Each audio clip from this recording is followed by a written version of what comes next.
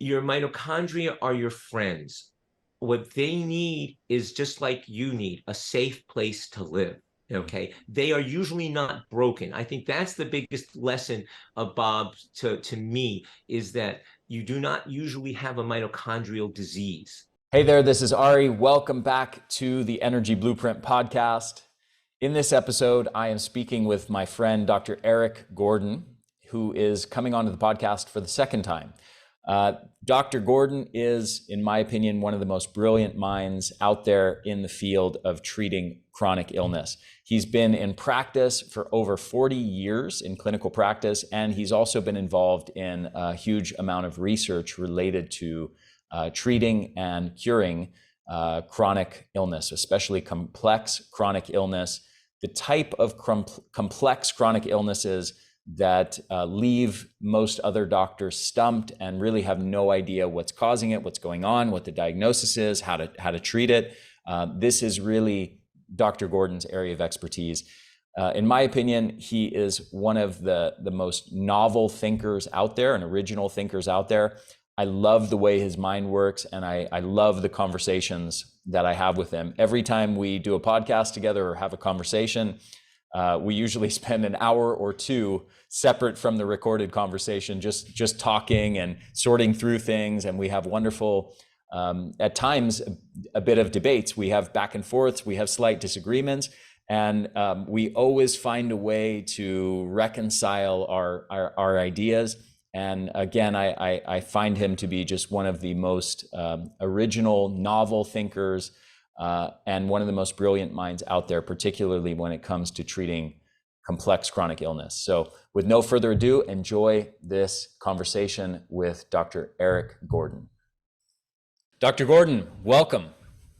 Welcome. Thank you. Thank you so much, Ari. We've been having some really delightful conversations that haven't made it to airtime yet. So now we're going to give it another shot. As you just alluded to, you are one of my absolute favorite people to talk to. And somehow whenever we're scheduled to do a conversation, we always end up talking for like an hour separate from the podcast. And I hope that listeners, after hearing this, will realize why, or will quickly start to realize why when they hear you speak, because you are one of the most fascinating original thinkers that I've encountered in the whole field of health experts. Somebody who really thinks deeply about things and is not just thinking in the sort of predefined boxes of conventional medicine or functional medicine and following the protocols that have been laid out by someone else and following the rules and operating within those paradigms, those conceptual frameworks. You are someone that has been in the trenches of working with complex chronic illness for many decades and many thousands of patients. And you are a deep thinker that has, thought about things in novel ways and tried to come up with your own explanations, your own conclusions, your own ways of doing things. And for me, that's what really makes an exciting conversation and makes it fun for me to speak with someone. So I am excited to get into this with you. And with that in mind, let's do like a meta level, 30,000 foot view. I want people to just get a sense of your overarching paradigm through which you see the landscape of health and illness. So how would you explain to someone what the difference is, what's going on physiologically in terms of what's happening inside that person's body between a person who is healthy versus a person who is chronically fatigued or chronically ill? Wow. Well, first, thank you. That was like really the nicest introduction I've ever had. Thank you very much.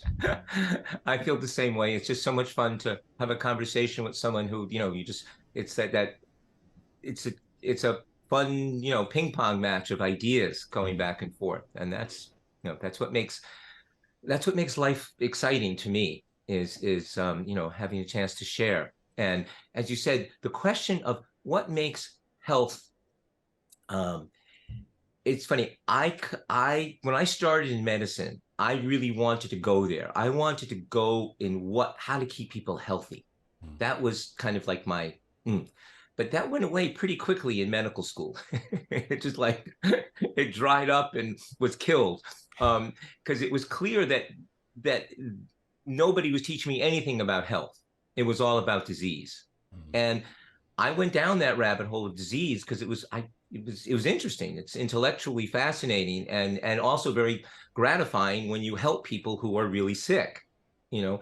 Um, but I'd always had that deep interest in what in those days we called alternative medicine.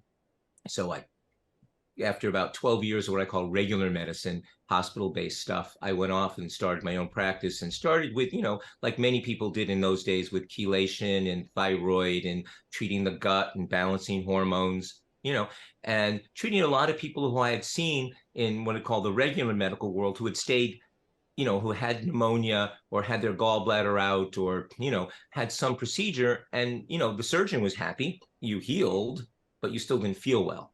Mhm. So it was beginning to figure out how to restore health. And I was still hesitant to really go out there and treat people, how to train people how to be healthy, because what you have done, Ari, is you've really done deep dives into how to sustain health, how to keep people healthy, and um, I had always wanted to do that, but basically, my world was what got people sick and what kept them sick. So I never really did enough how to keep healthy people healthy, and I was confused absolutely because I started off in the diet world, and that was a total mess. Should you be on a mucusless diet in those days, like a fruitarian, a vegetarian? I mean, Dick Gregory, who nobody remembers anymore, was a famous black comedian, became an aeritarian for a while, sort of like the early days of fasting, extreme fasting. Anyway, but it wasn't clear to me. So I kind of stayed out of that. And I started just treating sick people because sick people, I at least could figure out what they needed. I didn't have the time or the brain space that you have to like do the deep dive on all the other things that will keep us well. Mm.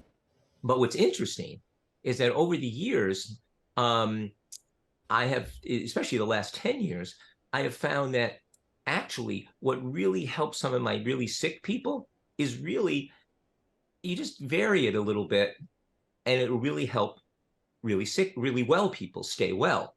But we'll come back to that. But so the so but my interest is in always been in chronic illness. People, I always was frustrated because I'm an optimist and I always think everybody should be able to feel well again. And that's unfortunately probably not true. But if you have that attitude, you'll keep looking, you know, and we've learned the possibilities have been really amazing because in the early days it was all about yeast. Back in the 70s, it was candida and parasites. That's what people knew about. Everybody thought that anybody with chronic illness, they had either some yeast problem or some a parasite. And then in the 90s, we started to hear about Lyme disease, and that kind of rose in crescendo. And of course, there was always the environmental issue, the toxins. That was always on the side. That was the side piece, the toxicity in the environment. Which has really probably started since, well, actually the last few hundred years, but it really took off in the early 1900s with the rise of the chemical industry and the petroleum-based chemicals. And in fact, that's why probably cancer started going up then. You know, as was Dr. Warburg. I won't. I've got to be careful. I can spin too many stories. We won't go with Dr. Warburg quite yet. But so as the environment changed, people started to get more ill. Of course, the diet changed, but in my world, we were doing that detox diet, but that wasn't enough. That wasn't working. And so we kept looking for underlying issues. And we found, there was the, various candida and other yeast. There was the parasites, and there was Lyme. And then in the early 2000s, we started, it's Bartonella. First it was Babesia, then Bartonella, and a few others that were thrown in there. And then Dr. Shoemaker's work with mycotoxins, and not just mycotoxins, but some of the toxins from fish and from the sea life, cyanobacteria, and that was a big thing. And then there was the clotting issues. Dr. David Berg did a lot on clotting, and Amy Yaskow started talking about MTHFR, you know, and glutathione became, and so all these things started happening, you know, together, and it started giving us a bigger repertoire because they're all right. They all apply to some people, you know, and I think I just want to briefly interject. I think it's incredibly important for people to actually understand that history of the trends and the different things that are layers of knowledge that come to into awareness, and also along with that, like fads, like things that people become obsessed with for 5 or 10 years and then they kind of go away, or we learn that they're not really true in the way that we think it is. And I think it's important for people to just understand that they are in a particular historical context, a point in time at which all of that stuff is still going on, and that we haven't arrived at this place of figuring it all out. Like, we are actually, you know, we look back, whatever it is, 20, 30 years ago and go, oh, everybody thought margarine was healthy.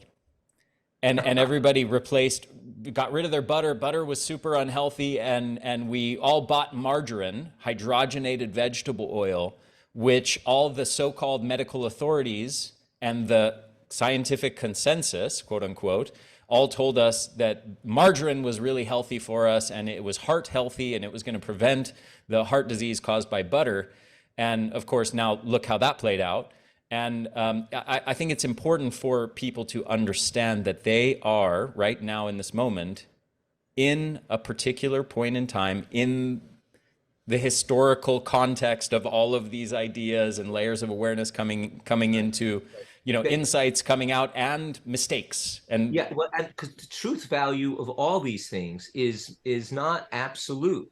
Okay, but I always tell people, like, first of all, epidemiologics, you know, do not run your life by the latest epidemiologic study. And what I mean by epidemiology is just looking at populations and saying, oh, these populations did X, and they are either healthy or sick, and therefore that is either good or bad.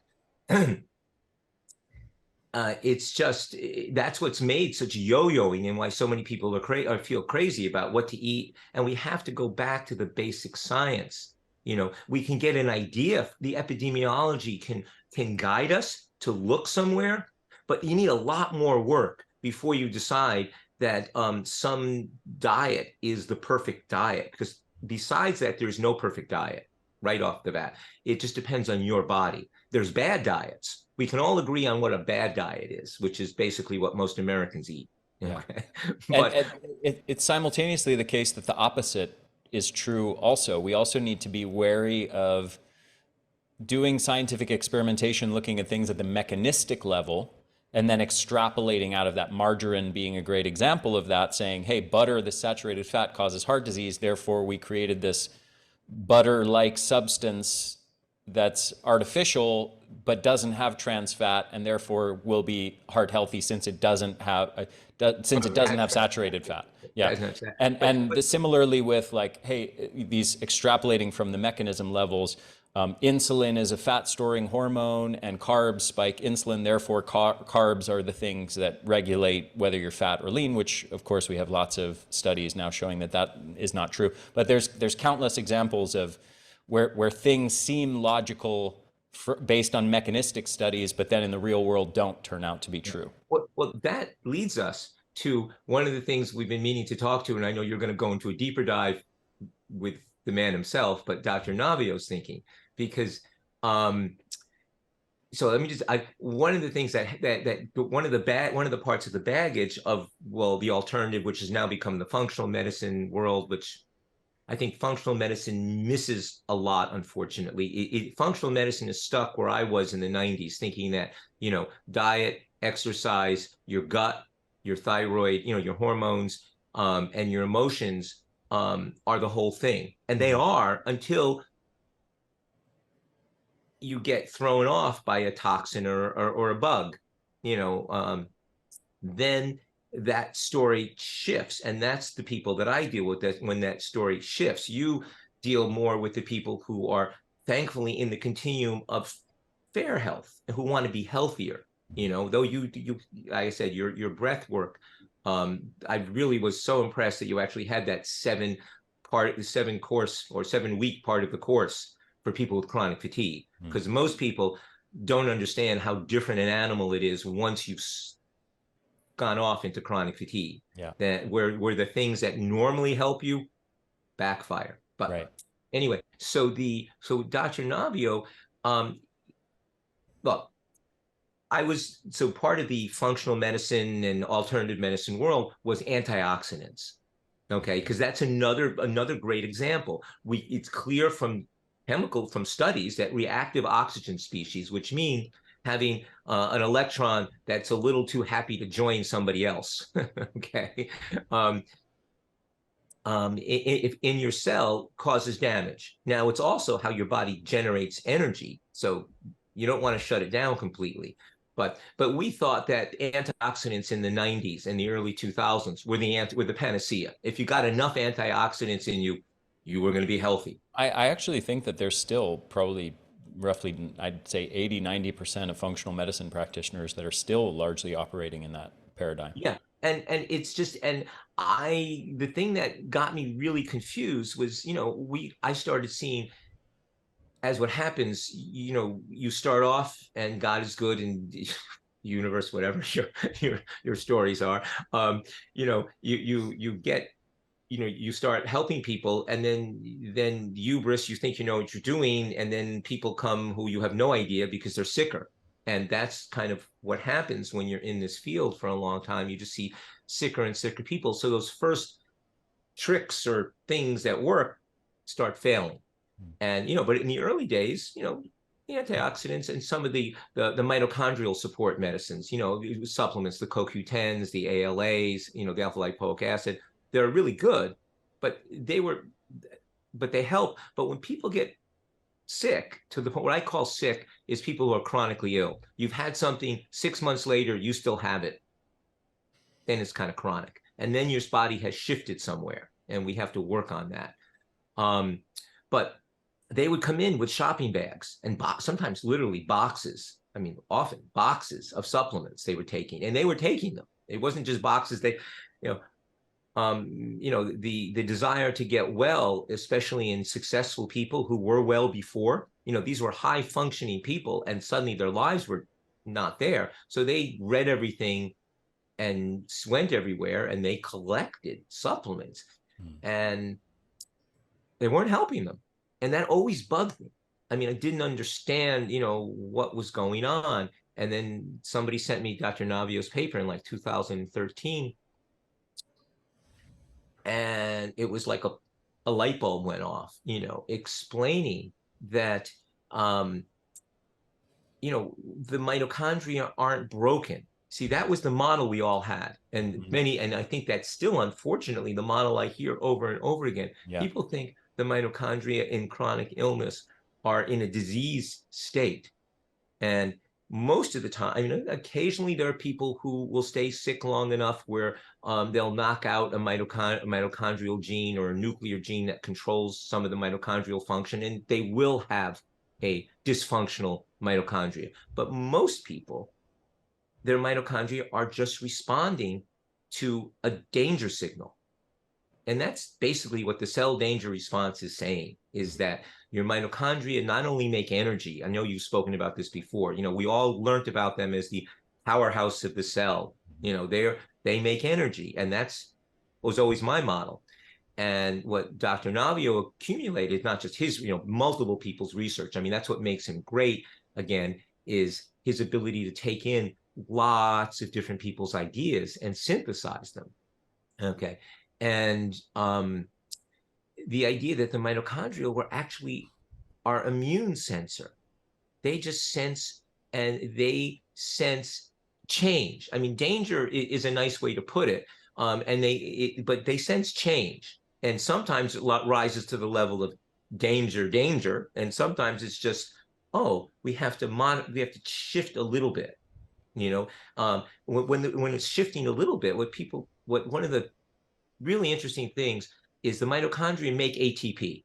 I mean, that's what we're all taught in school. Mitochondria make ATP. ATP is the fuel of the body. That's how you store energy, and your muscles use it, and well, then it stores it. I think you're better at this than me. In muscles, isn't creatine the thing that really stores a lot of the energy? I always got that. I'll leave that to you. Well, there's kind of different layers depending on which course you're taking, that the lens through which they'll talk about this. But the way they talk about it in a biochemistry course is often different from how they'll talk about it in a pathology course where you're learning about disease states, which is different from how you learn about it in an exercise physiology course. But the creatine phosphate system, from an exercise physiology perspective, the creatine phosphate system is for sort of all out, very high intensity, short duration bursts of effort, less than 10 seconds. And then after that, you've got to, you start having to tap into glycolytic pathways. Maybe I'll talk about it in reverse. Low intensity and at rest, you should be producing most of your energy from oxidizing fats in the mitochondria to produce ATP. So no real taxation on the creatine phosphate system. And then at moderate and higher intensities, the fuel is required faster, and you've got to shift more towards anaerobic glycolysis, the burning of carbohydrates for fuel, and that largely takes place in a relatively inefficient process outside mitochondria. And then at the highest intensities, very short duration, all-out efforts, that's the creatine phosphate system. Okay. Well, see, thank you. But actually, that was like a nice overview of how the mitochondria, how we'll talk about how the mitochondria shift what they do. Because when we're supposedly purring along at a nice speed, okay, in everyday life, and things are working, okay, and your energy is pretty good, your mitochondria are burning fats, and mostly fats, hopefully fats and some proteins, and and you're using up your carbohydrates to get into the mitochondria. It's a chemical called pyruvate get in there, and in the mitochondria they get converted and are passed on to the electron transport chain to make ATP, which is all well and good. Now, when the mitochondria realize that they're not getting as much of some of the chemicals some of the raw materials as they should, okay, not so much not the pyruvate, but lots of other raw materials that come in to be processed, okay. When that happens, they notice there's a steal, they call it, is a little, that something else is using it up. And it's usually, probably evolutionarily, it was probably a virus. Because viruses have co-evolved with us since we were single cell organisms. And who knows how much we depend on the viruses to kind of like give us the information to evolve, maybe. But that's another story. So anyway, so when the mitochondria senses that it's not getting enough, it begins to turn down its use of ATP, or its production of ATP. And it also begins to send some of this ATP out to the cell surface, because normally there's a very low amount of ATP and some of its derivatives around the cell. But when the mitochondria sense a little bit of danger, they start to put more outside the cell. And this is probably the first signal of inflammation in the body. Like with COVID, people have heard all about interferon gamma and all this other stuff. That's secondarily. That happens later on. The first signal that there's a problem is that there's excess ATP around the cell. And this is also upstream of hormones. It's worth pointing that out too. Hormonal changes take they happen later. More like hours, days to weeks. And what you're talking about is pretty much almost instantaneous. Yeah, this is how your body knows somebody's visiting. Is it, and is it probably faux? I mean, it's there, and it can be a chemical, anything that will change the flow of molecules into the mitochondria is sensed, and their first response is to put out a halo of ATP, which calls in your white blood. It starts triggering your whole immune system at that point, and the neighboring cells. Okay, and if it happens in enough of our cells, we develop what Dr. Navio and other people call sickness behavior.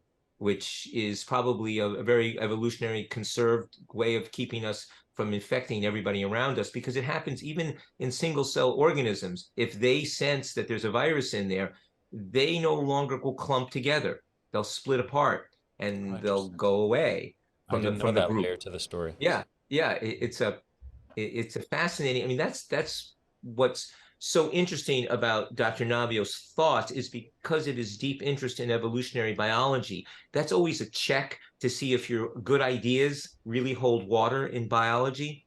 If it kind of looks like you can give the same story over eons, Uh-huh. there's probably something to it, you Yeah. know? Again, Okay, remember so the thing, yeah. yeah, sorry, go ahead. No, I was just going to remind people that I use the word story for a reason, because people put too much faith in quote unquote science. And I Hmm. think you can if it's physics. Okay. I mean, Newtonian physics is pretty rock solid. Okay. But, but, but, but biology, Gravity, momentum, yeah, right. collisions, It kind of works, it's it's reproducible. We've shown that. But Yeah. biology, what our understanding of biology is not that good. And people get so hung up on the doctor said. Well, we're wrong. I mean, when you start medical school, the famous joke is half of what we're going to teach you is wrong, and we don't know which half. I Yeah. mean, it's not a joke. Well, It's true. there's another layer to that. I mean, we could talk all day as you and I know, but another layer that's worth adding to what you're saying there is I would argue that actually biologists studying other species know quite a lot in many cases. And what's remarkable is that we humans have, from the time in modern history, from the time we're young, particularly if we're growing up in Western world, we're indoctrinated with the belief that we are separate from all other animal species. There's nature and there's all the other animal species, and then there's humans and the human Hmm. world that's separate to us. And and we don't look at ourselves and we don't analyze what's going on with ourselves in the way that we would if we were biologists studying the human species. And there's a certain, I don't want to digress here too much, but there's a certain level of common sense that we humans apply to every other living thing that we don't apply to ourselves. Yeah. So, for example, if you had a situation where all the, like in the Great Lakes in the 1970s, all these fish start washing up on shore with tumors, and they start washing up dead, and the birds that are feeding on fish from the lake start dying and start producing eggs that are too frail, and the species Yeah. are decreasing in numbers. We, as humans, biologists that are studying those animal species, we have a certain level of common sense that we would apply in that scenario, where we would go, hey, I think maybe something's off in the lake. Maybe there's something wrong with the lake. Maybe there's something toxic in there, and we need to address what's going on in the environment, because these fish shouldn't, and these birds shouldn't be expressing so much disease and shouldn't be dying so much.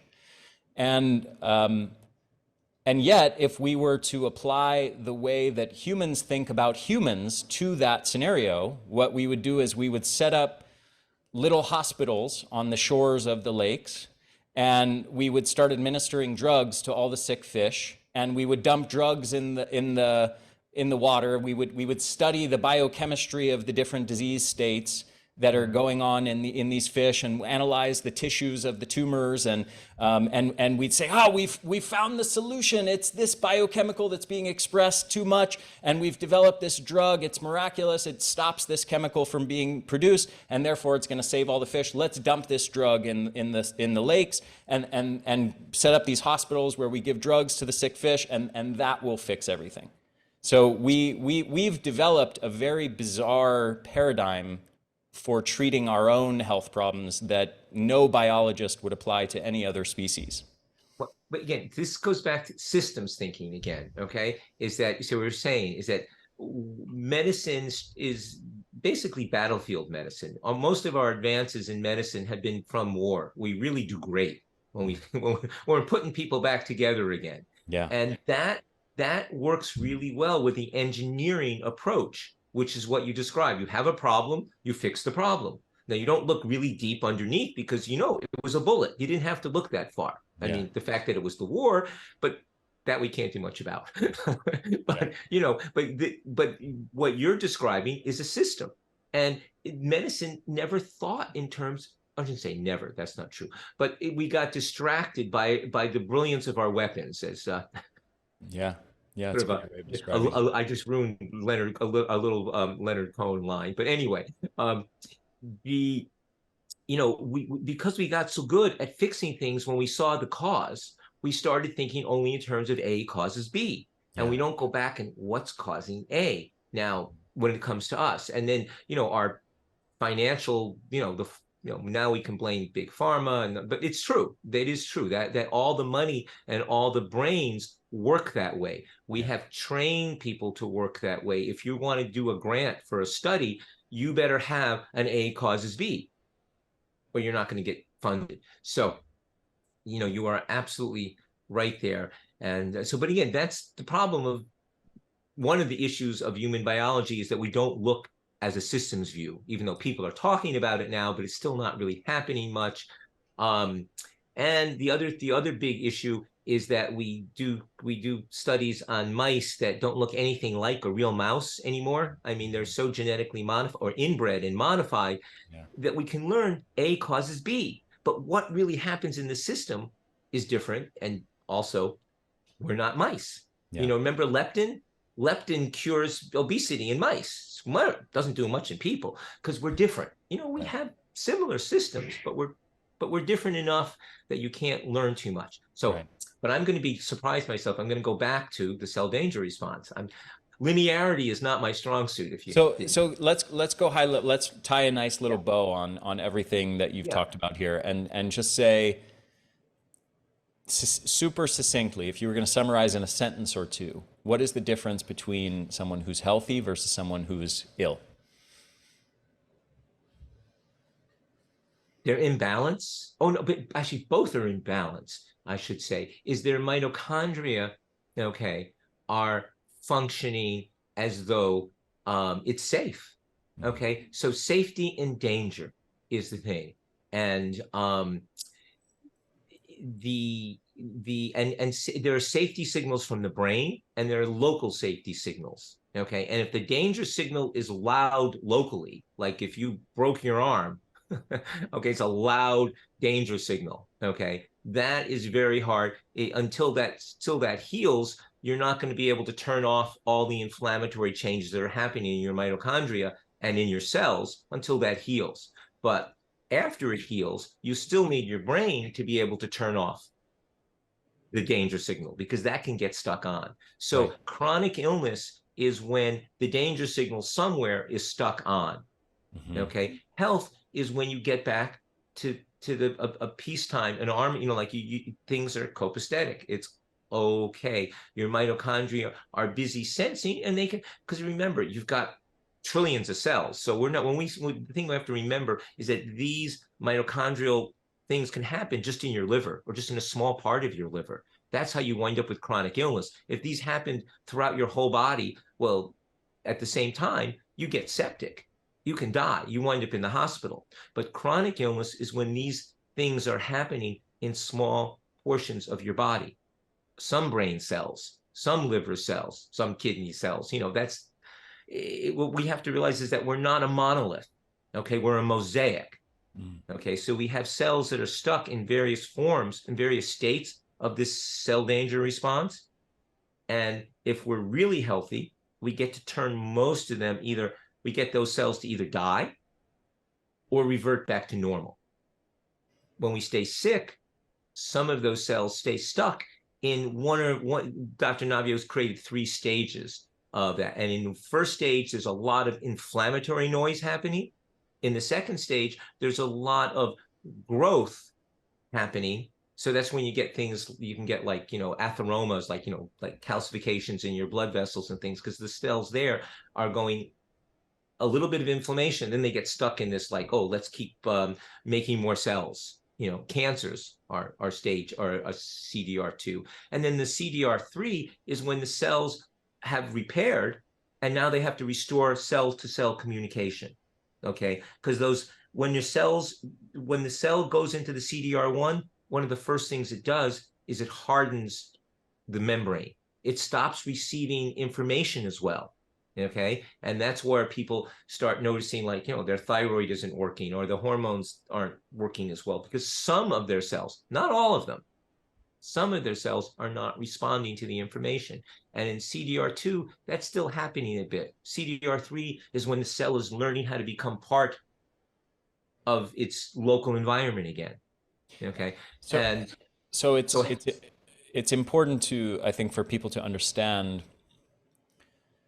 that in contrast to, let's say, a paradigm like the conventional medical paradigm in the West that sort of looks at disease as mistakes or random chance or as a result of genetics, and that the stupid body is doing this process of, mistakenly doing this thing, and we need to use our drugs to sort of conquer over nature, to intervene in the dumb, accidental, or random chance processes of the body to correct it, to interrupt these disease processes with drugs. So, you've got depression. Oh, it's a neurotransmitter imbalance in the brain that just arose for random reasons. Here's a drug to correct your serotonin deficiency. You've got cardiovascular disease.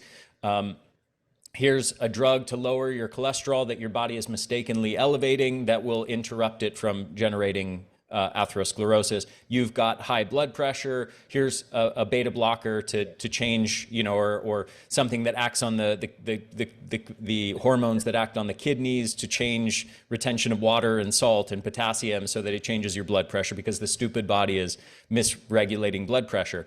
And in contrast to that, the paradigm that Dr. Naviaux presents and that you're communicating here from the cell danger response is one of respect for intelligence of the body, that the body is intelligently adapting to these danger signals, but sometimes it's supposed to complete the healing cycle and come back into homeostasis and health, but sometimes it gets stuck.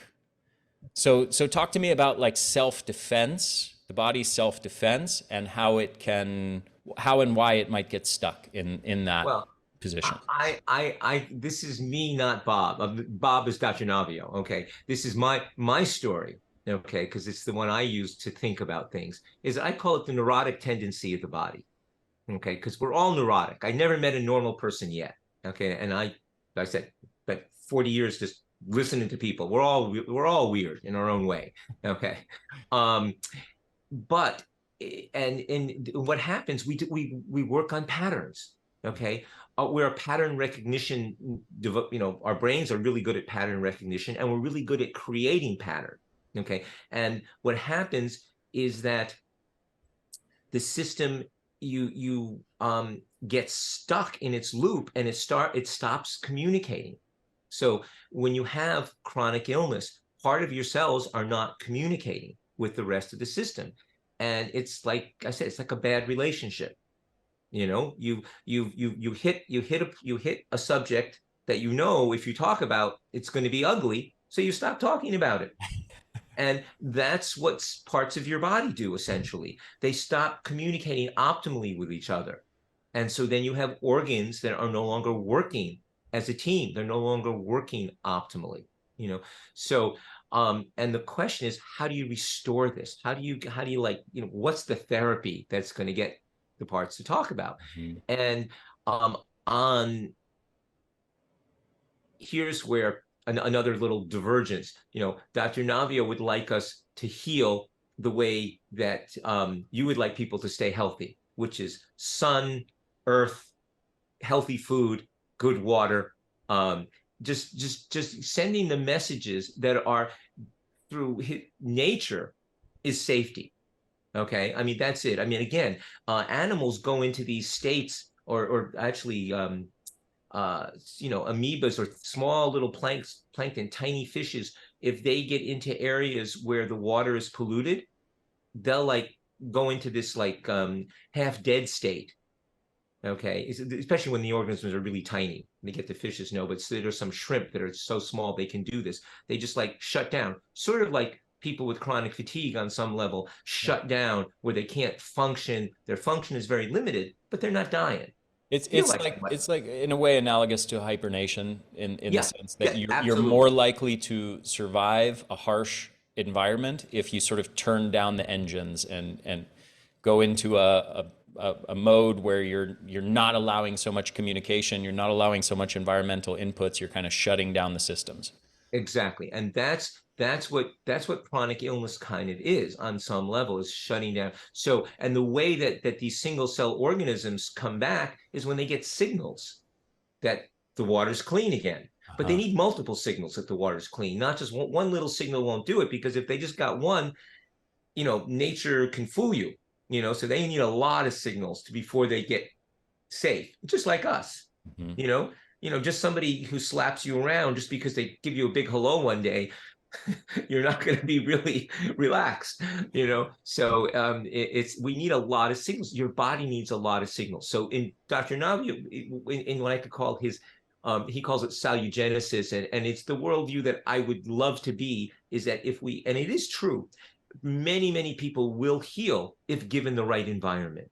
Okay, I mean, this is why, all the places, the old sanatoriums, not for crazy people, but for healing. They all in Europe, all over the world, people would go, and there were the waters, special waters, good sun, good food, supportive environment, and people can heal from lots of things with that. So Yeah. there's no question.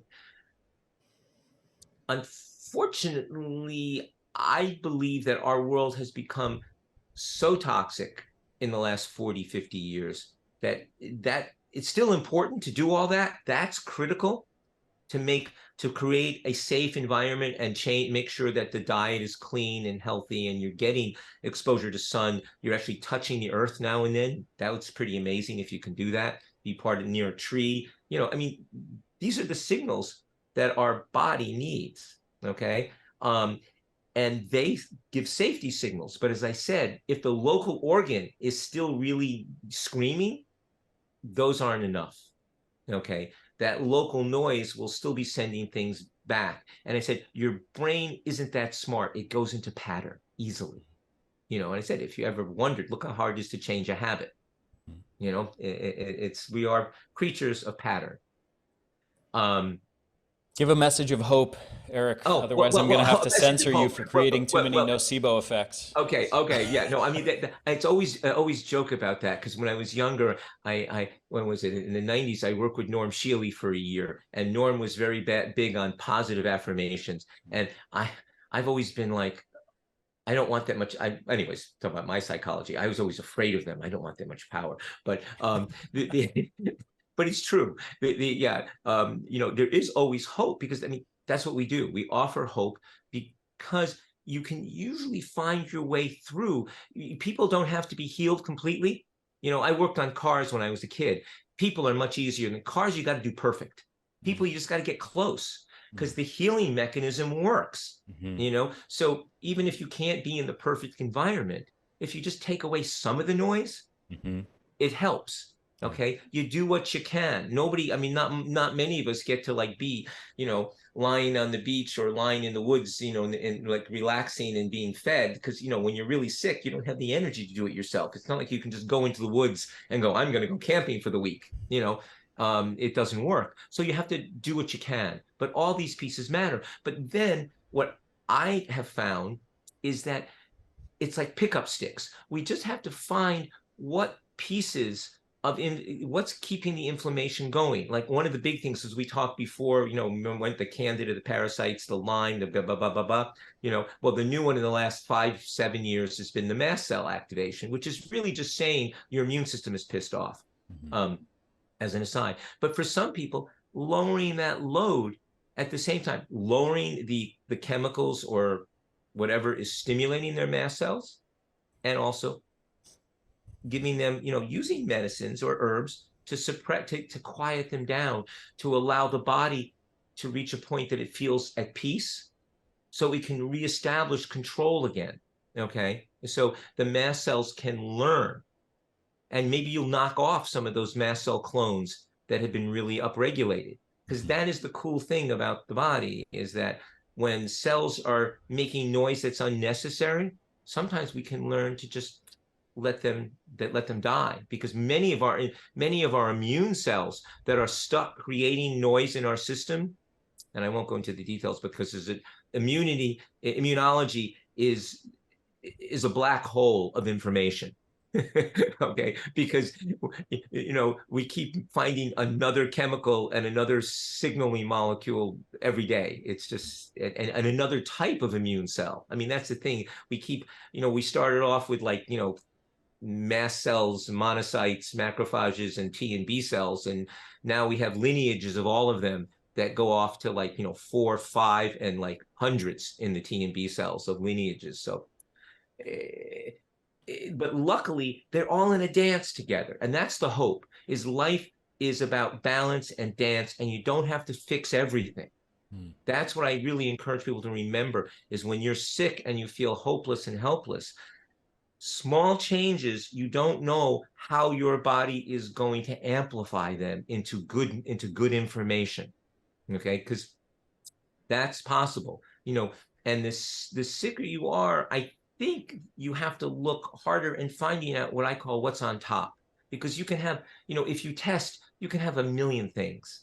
Okay, because you test healthy people and you'll find many positive Lyme tests. Okay, in people who are fine. So,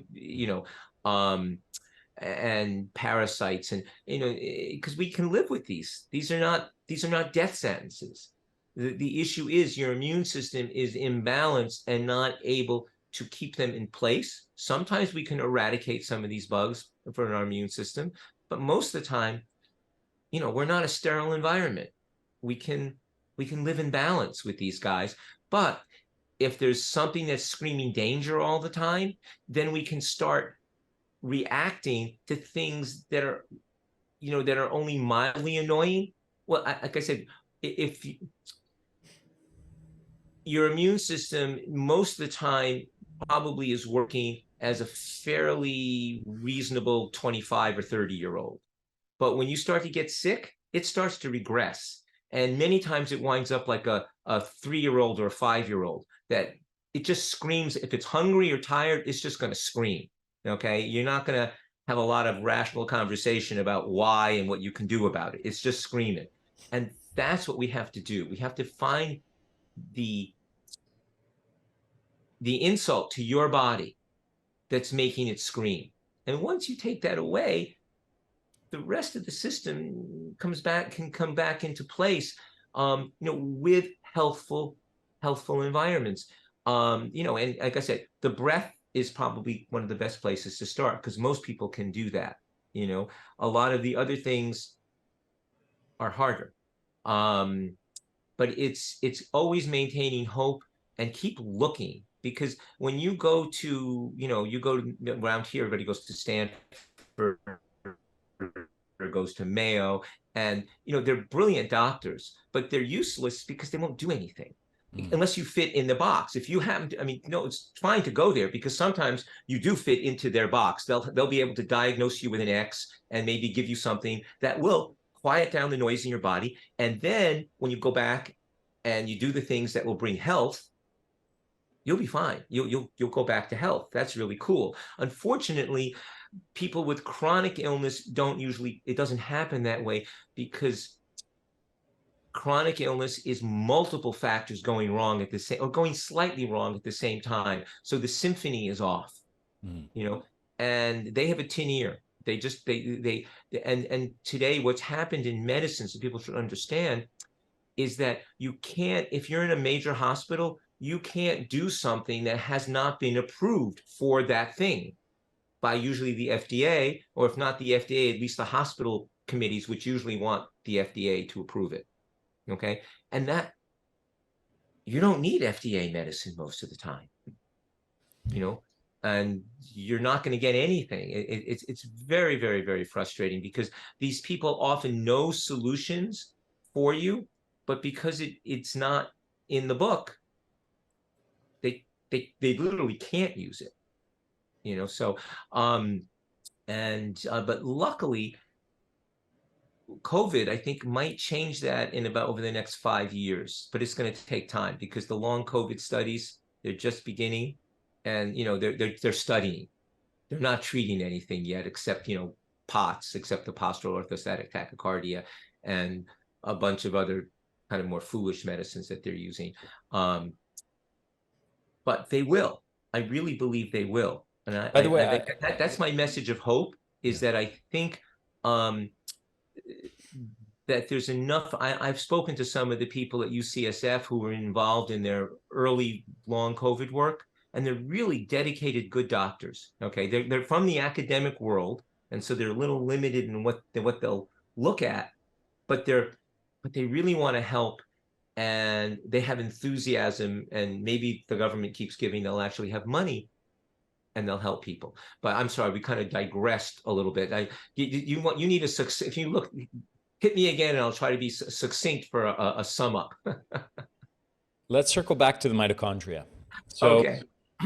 let's say we adopt the paradigm that you've described here, and we understand illness as too many danger signals being sensed by the mitochondria, and these sort of the body getting stuck in these adaptive self-defense modes. Oh. What's the magic way? Well, that's the what problem. what do we do with that, and how on a practical level, how does it relate to the mitochondria? Can you speak to getting well from sort of through a mitochondrial lens? Ah, yes, it's, I said, it's pickup sticks, okay? Because there is a place where my direct mitochondrial support helps people, okay? But it's usually when we've removed the inflammatory noise, okay? Because if the this is my worldview, if the bug is still perturbing your system a lot, or the virus or the toxin, okay, then when you feed the mitochondria, when you make them stronger, you're just going to make more noise. And that's why people will tell you that they take some of the like people take NAD or high doses of CoQ10, and some of them feel worse. They not again, most people either feel better or nothing, but a lot of people with chronic illness will actually feel worse when they take things that really move their mitochondria, because your mitochondria either are the ones that are left begin to clean out the garbage. Okay, because when you're in this state of chronic illness, you don't have enough energy usually, or enough or enough cells that are actively doing it to really get rid of the toxins that you're making every day. I always say, like, when you're sick, you don't take the garbage out all the time. You just like, that's an extra, first you eat and go to the bathroom, and then you take the garbage out, maybe. But lying back in bed is often what people will do. And it's the same thing in the body. And so when the garbage builds up a bit, and you suddenly give more energy to your remaining cells that can function, they start trying to process it. And the toxins, you often, okay, so why do you get sick? I have to go back a minute, because otherwise this is going to be like magical thinking, okay? Is that in my worldview, you can be the big insult, but usually it's repetitive, lots of insults, okay, small things. And in just, I want to make sure that people know the word insult here doesn't mean the way that most people use that word. It means stresses on the body, or things that are causing damage. Exposures. I'm thinking mostly of exposures to toxins, Yeah. or bugs, and often a combination of the two, because usually your body's designed to respond fine to the bug. The toxin, some of us don't do so well. And I think that's the I'm sorry, I hate to add another point here, but it's just so important. It's the biochemical individuality. You're all different. Okay. What cured your uncle may help you, but what cured your uncle's, sister-in-law less likely. And it goes along. I mean, it's just we're different. And people, and again, medicine doesn't treat you as different. They treat you as though you're all the same. And if we use a hammer on your body, we're all the same, you know? But if we're trying to help your body heal, we have to work with what you can do, and especially with with detoxing. Okay, and that's why so many people will try a detox and feel worse and get sick, because as Dr. Parpia, my partner in all things, as we say, she coined the term pretox, because so many people try to detox, when their bowels aren't working. It just doesn't work, or they have issues where they can't sweat, and they have to, we have to work on these things and clean up the environment around them, but more importantly, get their bowels working before they try to detox. But the removing the so detox and getting rid of the really important bug, or just tamping it down enough so the body has room, because you're trying to get more of your cells online. You're trying to get more of your mitochondria that are working normally, responding to the environment, and able to also then respond well to those signals that you give it, whether it be supplements or sun, to work better. Because remember, sun increases our energy. I mean, that's like, red light therapy, saunas, all these things increase our energy in our bodies. So if you find that you crash with these things, just try them less, tiny amounts. I mean, that's the thing that's so important. Don't give up on what is generally a safe and mild therapy, such as we just mentioned, those kind of things that, I'm not talking about a drug, but don't give up on these things because they make you sicker. Just do less of them, less often.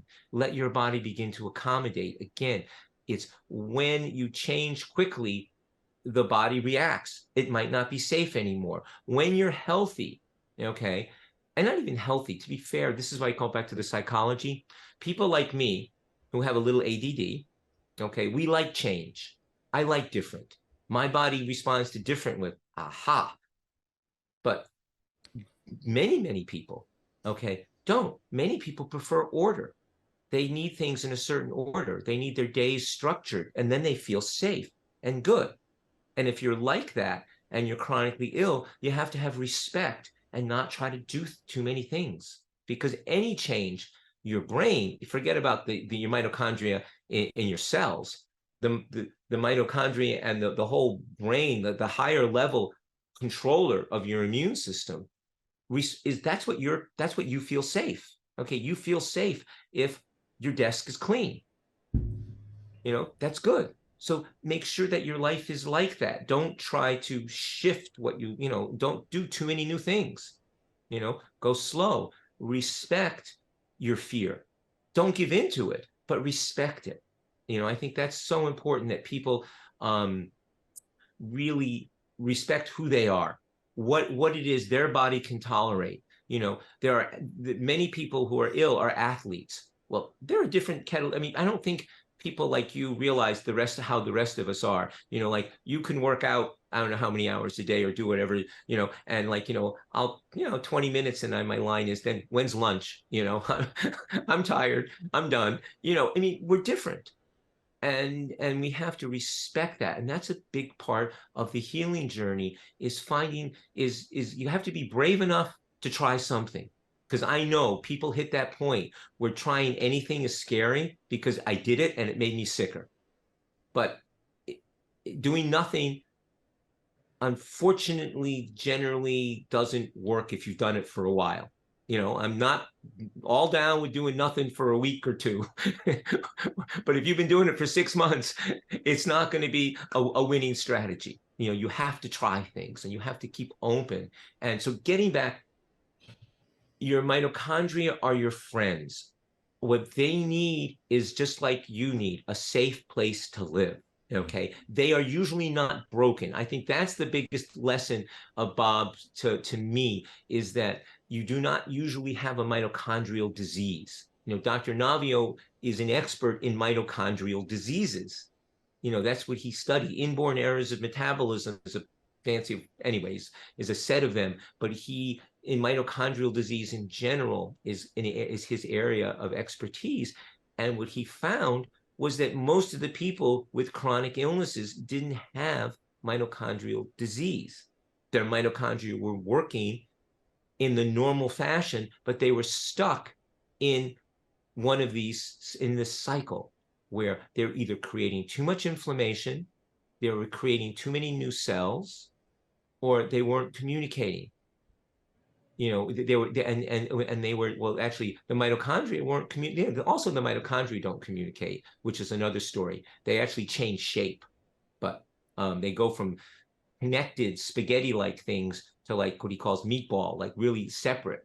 And they have to go back to that spaghetti-like form to produce enough energy for you to feel good. Mm-hmm. So we have to do all the things that Ari teaches. I mean, that's the point. I mean, that's the beauty, is your whole worldview is how to heal your mitochondria. And if you're too weak to do those things, do them as little as possible and look for what else is happening. Because if you do have, I mean, I don't want to overemphasize, but that mold exposure, if you're living with mold or colonized with mold, you're not going to get better until you get out of that environment. I mean, I wish that wasn't true. That's the thing I hate the most. I hate mold because I don't like to make people disrupt their whole lives, and it's terrible. But anyway, I mean, so you have to be real with yourself and be willing to do deep dives and find doctors who will work with you and think with you. And we don't know everything. We know none of us can be an expert in everything. I mean, so just understand, if you're seeing someone who's really good, and you're kind of stuck, ask, because, or read and get other advice and work around it. Because the medical model, I've tried to get this across. There are Lyme doctors who think everybody has Lyme, and chronic fatigue doctors who think everybody has chronic fatigue, and mast cell doctors who think everybody has mast cell, and mold, and it's just Don't forget about adrenal fatigue. adrenal. Yeah, that's one of the things that Ari and I really love to agree on there. Adrenal fatigue, because yes, your adrenals can need support, but that's not your only problem, and that people, yeah, it's your adrenals can be overused and ridden hard, but if you support the rest of your system, they're going to start working like they're supposed to. Dr. Gordon, I want to wrap up with one Yeah. thing that we haven't touched on much. I think we went over it one time in passing. But I love your thoughts on this topic, and I think it would be important to sort of complete this conversation and this story, this paradigm that you've given to people here.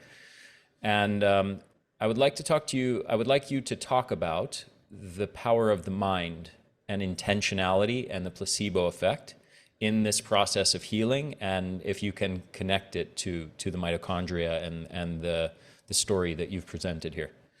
Yeah. That's very interesting, because I said I'm one who used to kind of disparage, not disparage. I always believe. I mean, I like the placebo effect, but because I had patients who had failed so many therapies and had spent life savings on therapies, and then they would respond to someone and they'd go back to their doctor and he'd say that's a placebo effect. And I figured, that, so that's why I used to have a hard time with the concept, because like, come on, give me a break. This was the $1.50 supplement, and the $10,000 fancy medical treatment did nothing, and this is the placebo. So anyway, but intentionality, now that is something I have seen to be so important. And actually, it wasn't directly in medicine that I saw it, but I see it every day in medicine. I guess I can go, but I don't want to. That's too long of a story. So let me just tell you how I see it in medicine. Is that a lot of people have the desire to heal, Okay. But to truly have the intention is a lining up of energy that is difficult for most of us to do because, you know, we've grown up in a culture that is fractured, and always had. I shouldn't. I'm not blaming American culture, all culture.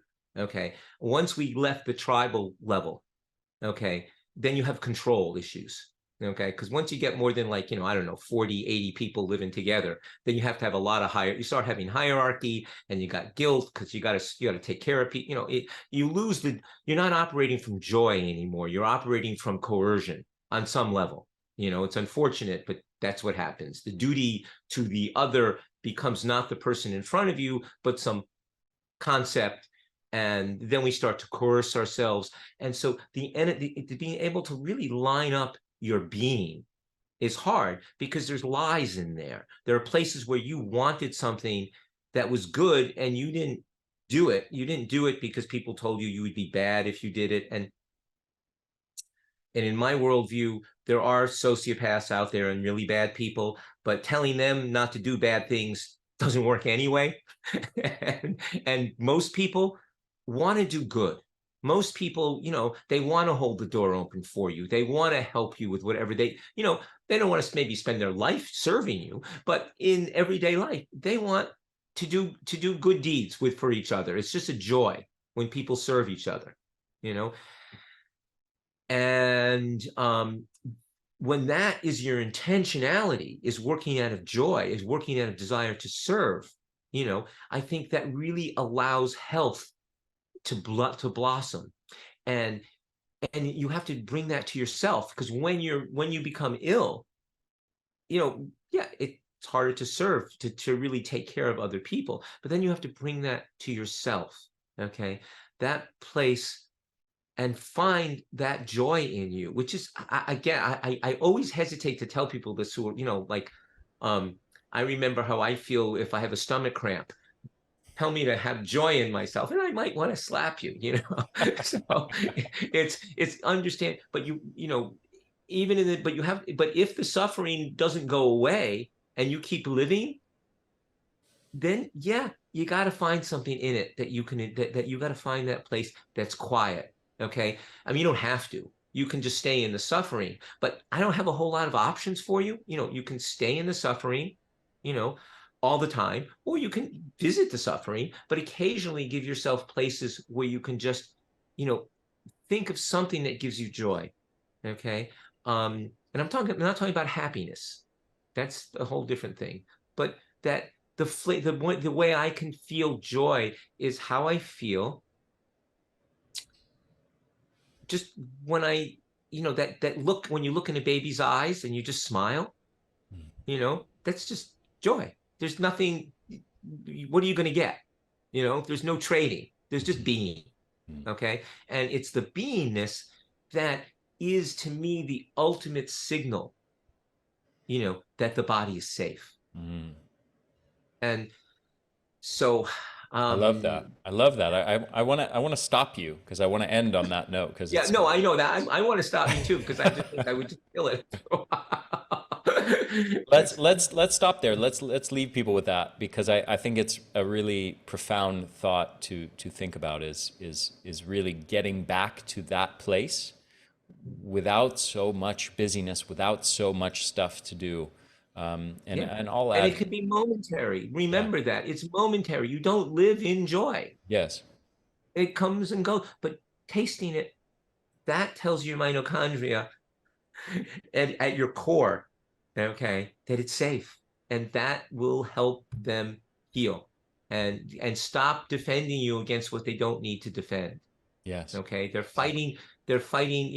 They're like the Japanese soldier that was found in, like still fighting on Guam. Yeah. I mean, like, the war's over.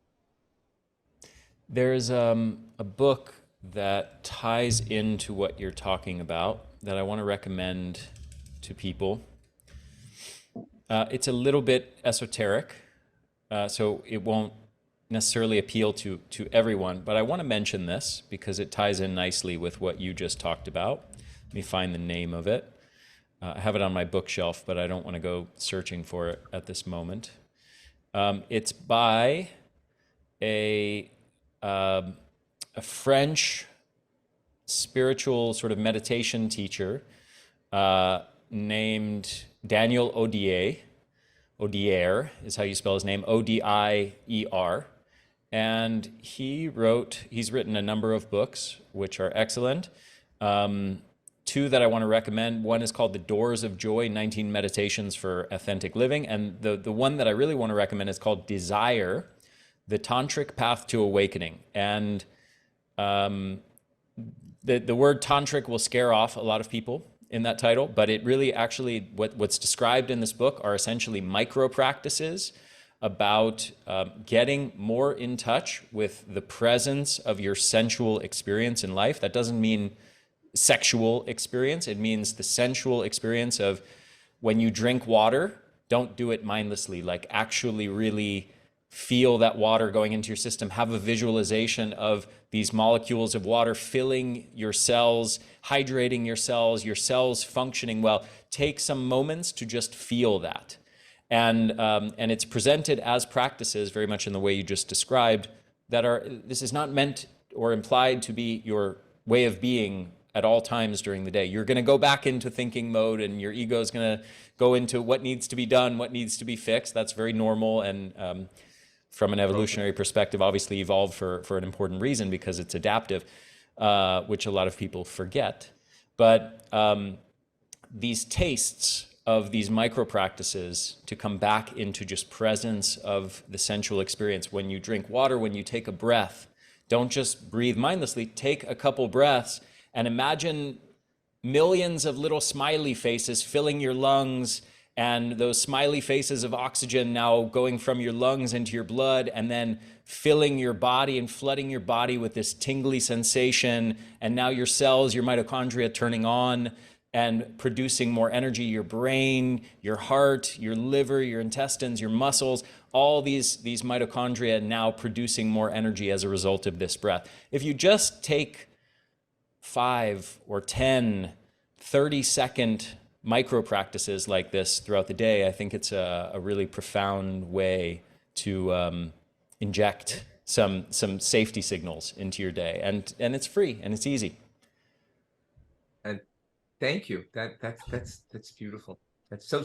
I love the simplicity is the saving grace, because for those of us who are not great meditators, these small things can be so powerful. You know, there are the people who need to sit all day, God bless, but many of us derive incredible help and from just momentary meditations. You know, we're all, I said, we're different. So don't get hung up on prescriptions. Find your way.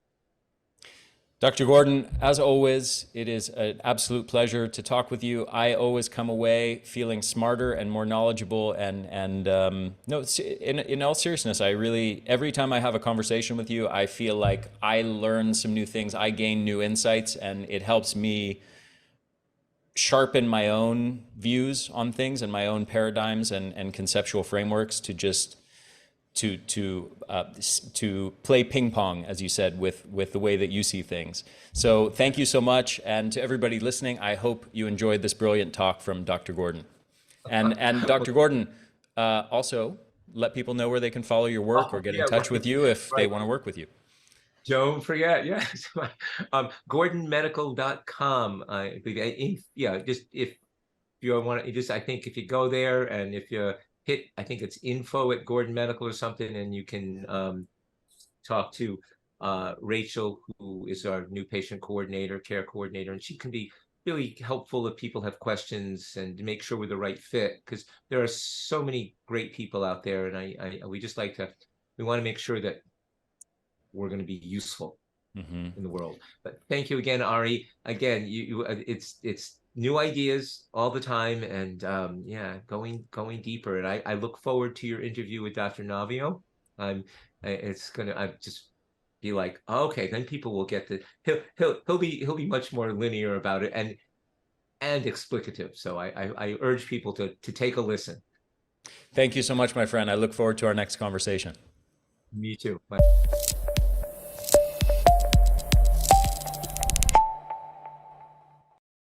Hey there, this is Ari again. Thank you so much for listening to this episode. I hope you enjoyed it.